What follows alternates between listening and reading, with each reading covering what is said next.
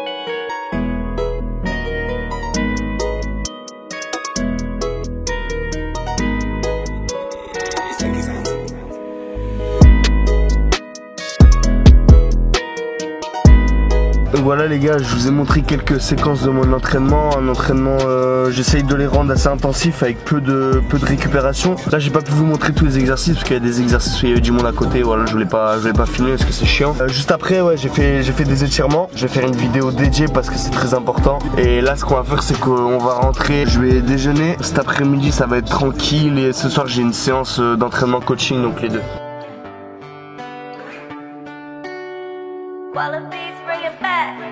Donc pour le petit déjeuner on se retrouve, je vais essayer de manger quelque chose d'équilibré, donc comme d'habitude. Là il va y avoir des œufs, donc les œufs pour les protéines, un peu de sel comme ça pour assaisonner, l'huile d'olive pour des bons lipides et finalement du pain complet pour les glucides auxquels je vais ajouter du beurre de cacahuète. Et n'hésitez pas à me dire si vous voulez des vidéos sur la nutrition, des vidéos sur je sais pas les protéines, comment bien s'alimenter, comment manger pour pas cher, etc.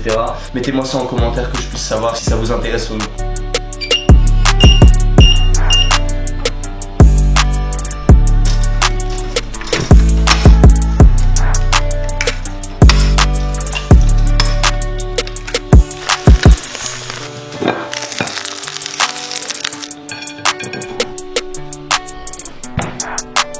En train de préparer la séance de ce soir. Ça va être un entraînement coaching. Entraînement parce que moi aussi je vais m'entraîner, coaching parce que j'aurai 2 joueurs avec moi et j'essaye de les former. Pourquoi planifier les séances? C'est un peu le thème de ce rush là. Ok, petite pause, j'ai eu un problème avec les rushs, donc là ce que je vais faire c'est vous expliquer ça en voix off. Donc l'intérêt principal de planifier vos séances, ça va être de travailler sur ce dont vous avez besoin. Ça vous permet également de gagner un maximum de temps en planifiant ce dont vous allez travailler, les exercices que vous allez faire en fonction du matériel que vous avez et du nombre de joueurs présents. Je vais vous donner un exemple pour que ça paraisse un peu plus concret. On va dire que le samedi, vous avez eu un match et que vous avez raté beaucoup de contrôles et que vous retrouvez ces erreurs dans votre jeu assez fréquemment. Donc là, l'intérêt de planifier vos séances, ça va être d'introduire des exercices qui vont vous faire travailler les contrôles. Ça peut être également des exercices pour travailler le toucher de balle avec des jongles ou des exercices de situation de jeu, tout ça pour travailler les contrôles, petits espaces, contrôle de haut jeu, enfin bref, ce dont vous avez besoin de travailler. Ça va vous permettre également de voir si vous progressez sur ce domaine-là et de vous améliorer dans votre jeu, parce que le but c'est toujours de devenir un meilleur joueur d'un entraînement à l'autre. Enfin bref, vous l'avez compris, planifier vos séances c'est vraiment un plus et moi c'est ce que je vous recommande de faire. Et également ce qui est cool en planifiant les séances, c'est que vous pouvez développer votre créativité. Donc là par exemple j'ai du matériel très simple, juste des cônes, des ballons, une échelle. Et avec ça j'essaye de créer des exercices qui peuvent répondre à nos besoins. Donc là par exemple pour travailler contrôle passe, étant donné qu'on est 3, je vais adapter, je vais positionner les coupelles, je vais imaginer l'exercice pour qu'après ça puisse se rendre bien sur le terrain et que ça puisse vraiment nous servir à travailler ça. Donc l'intérêt aussi de planifier ces séances, c'est de développer sa créativité. Donc voilà ce que je vous disais, c'est là par exemple je crée l'exercice, donc là ça va pas forcément être très compréhensible pour quelqu'un d'autre. Là vous essayez de développer votre créativité, des plots en fonction du nombre de joueurs, en fonction également du thème que vous voulez travailler, et ça va vous permettre de véritablement prendre du plaisir dans vos séances, ce qui de fait va vous amener à progresser plus rapidement. Ah oui, également j'ai oublié de vous dire, mais après chaque séance, ce que je fais, c'est que je fais une petite fiche, comme j'ai fait les fiches pour préparer la séance, où je vais débriefer la séance, c'est-à-dire je vais noter les points positifs, les points négatifs, les points qui ressortent à travailler. Donc voilà, tout ça se base sur la séance, donc c'est bien important de le faire après. Je trouve que c'est un bon moyen de suivre sa performance et de voir si on a véritablement progressé.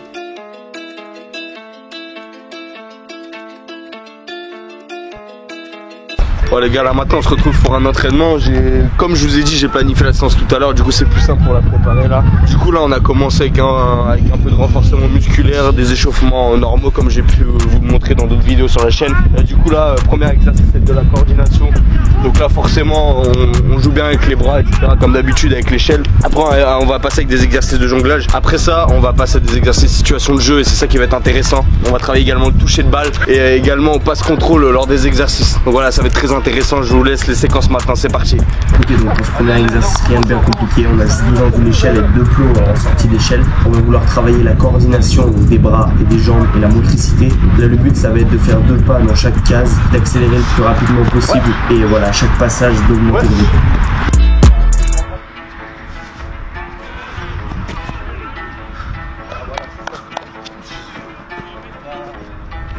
Pour ce deuxième exercice, on va travailler les mêmes points que pour le premier. En effet, il s'agit d'une variante. Donc là, ce qu'on va faire, c'est qu'on va faire 2 pas dans la case de devant et revenir 2 pas dans la case de derrière et faire cela dans chaque case.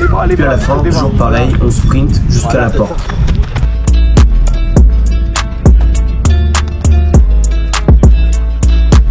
Pour ce troisième et dernier exercice sur la coordination, la motricité, on passe à quelque chose d'un peu plus compliqué.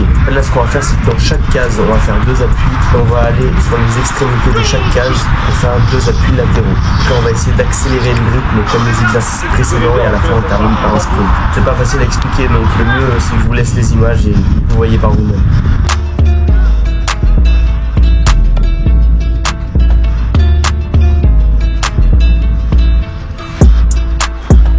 Pour cet exercice, on va travailler la pliométrie et donc travailler les appuis. Ça va aussi viser à renforcer les chevilles. Donc plutôt que de vous expliquer l'exercice, je vous laisse les images. Un petit conseil pour vraiment bien faire l'exercice, veuillez à bien appuyer chacun de vos appuis et exploser sur le dernier appui jusqu'au sprint, jusqu'à la porte.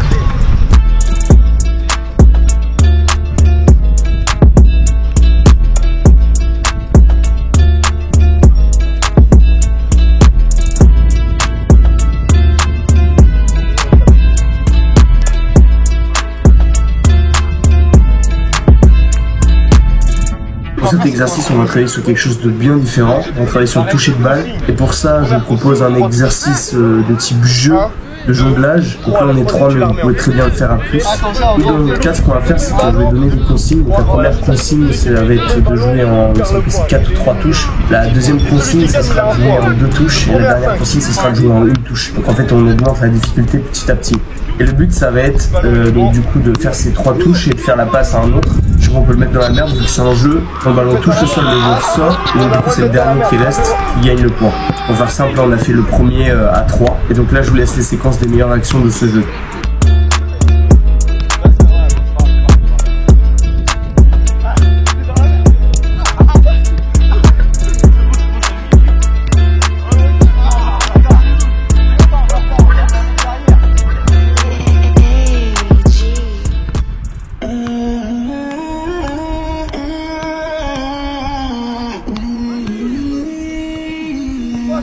C'est moi, allez.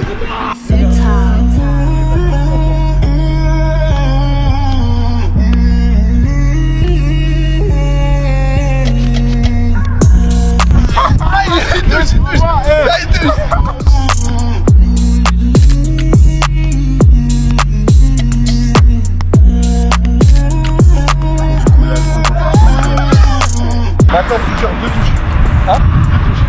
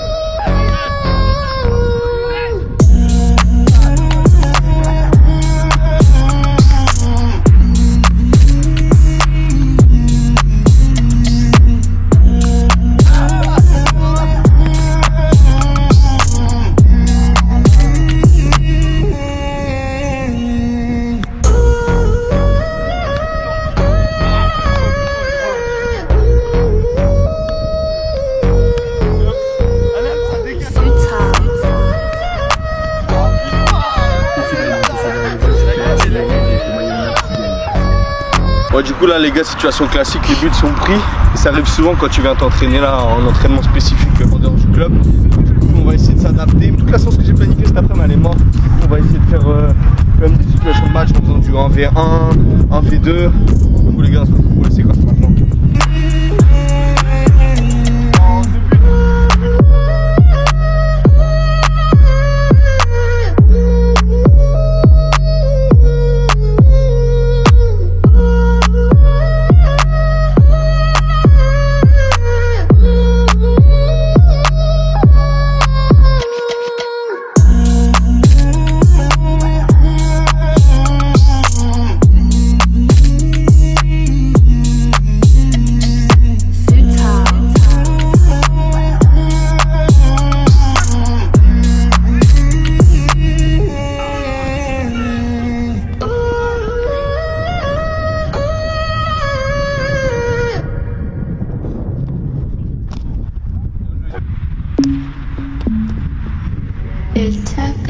es un camión de remolque.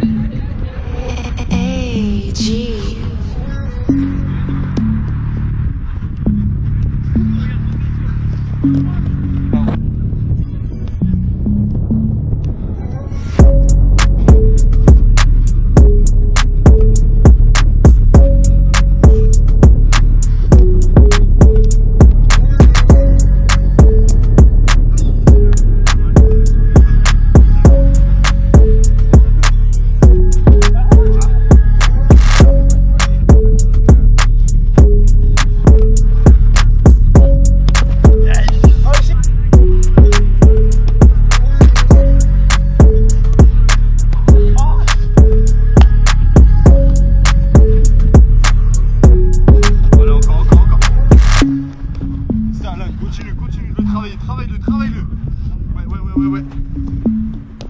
Ouais. Ah non. Ah Yuri, t'as vu.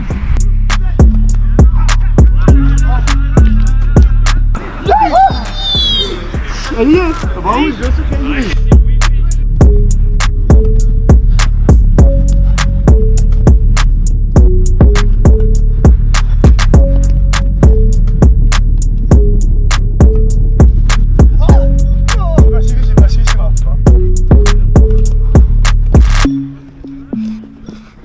El chakra es un camión de remolque. Hey, G. Là pour ce dernier passage je me retrouvais tout seul. Là vous allez le voir sur les séquences, la fatigue a commencé à se faire sentir. On avait parfois un peu du mal à accélérer, mettre du rythme. Mais c'est ça aussi le but de l'entraînement, c'est toujours se dépasser, d'aller plus loin que sa zone de confort. Et en somme c'est ça qui nous fait progresser. Et aussi ouais, je veux pas vous spoiler mais il y a un geste là que je me crois qui est assez sage. Je l'ai laissé, j'ai pas triché, je l'ai pas coupé au montage mais vous allez voir, j'ai pensé à arrêter ma carrière à ce geste.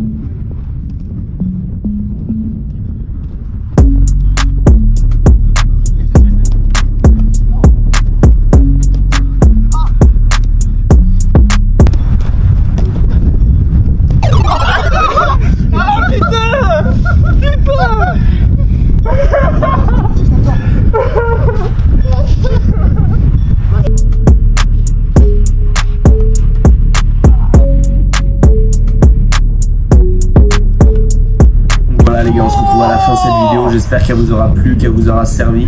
N'hésitez pas à me dire si vous avez aimé ce format, à me le dire dans les commentaires pour que je puisse en refaire d'autres. Moi personnellement j'ai bien aimé filmer ça, je trouve ça intéressant. Ce qui est cool aussi c'est que je peux vous montrer différentes facettes, pas que sur le terrain ou pas que des explications comme j'ai pu faire dans les précédentes vidéos. N'hésitez pas à lâcher un petit pouce bleu aussi, ça fait du bien, ça fait plaisir. À lâcher un petit commentaire si vous en avez besoin, si vous en avez envie. Et moi les gars, je vous dis à la prochaine et n'oubliez pas, juntos hasta el último minuto. Vamos.